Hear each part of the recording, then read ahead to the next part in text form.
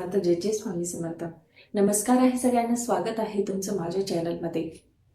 तर मी घेऊन आलेली आहे तुमच्यासाठी गुरुपौर्णिमेनिमित्त एक सेवा. तर ती म्हणजे आपले जे गुरु आहेत, ज्या महिला स्वामी सेवा करतात त्यांच्यासाठी अतिशय महत्त्वाची सेवा, ती म्हणजे स्वामी चरित्र सारामृत या ग्रंथाचं पारायण. तर गुरुपौर्णिमेनिमित्त आपल्याला 9 जुलै ते 29 जुलै या 21 दिवसामध्ये 21 दिवसाचं आपल्याला स्वामी चरित्र सारामृत या ग्रंथाचं पारायण करायचं आहे.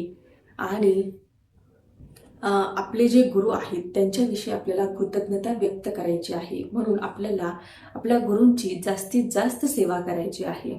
तर त्यामध्ये सगळ्यात पहिलं आहे स्वामी चरित्र सारामृत या ग्रंथाचं पारायण. आणि यासाठी नियम असणार आहेत मांसाहार वर्ज्य आणि परान्न वर्ज्य. दुसऱ्यांच्या घरचं खायचं प्यायचं नाही सेवा होईपर्यंत.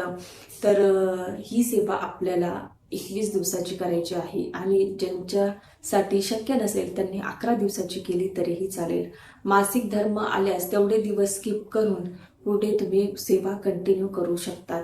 आणि ज्यांना काही मासिक धर्म त्यांचा मागे पुढे असेल तर त्यांनी आजपासून सेवा सुरू केली तरीही चालेल. नाहीतर तुम्ही उद्यापासून सेवा सुरू केली तरीही चालेल. तर तुम्हाला ही 21 दिवसाची संकल्पयुक्त सेवा करायची आहे. तर तुमची काही इच्छा असेल तर ती इच्छापूर्ती करण्यासाठी तुम्हाला संकल्प करून ही सेवा करायची आहे. त्याआधी नारळ खडी साखर तुम्ही केंद्रात मठात घेऊन जा. तिथे स्वामींना प्रार्थना करा की माझ्या या इच्छेसाठी मी ही सेवा करणार आहे, तर माझ्याकडून सेवा पूर्ण करून घ्या अशी प्रार्थना करून घरी आल्यावर संकल्प करायचा. आणि त्याच्यानंतर तुम्ही सेवा सुरू करायची. रोज एक पारायण करायचं, म्हणजे 1 ते 21 अध्याय वाचायचे. आणि तुम्हाला हे स्वामी चरित्र सारामृत या ग्रंथाचं पारायण तुम्हाला 21 दिवस करायचं आहे. त्यासोबत तुम्ही रोज 11 वेळेस तारक मंत्राचं पठण करू शकतात.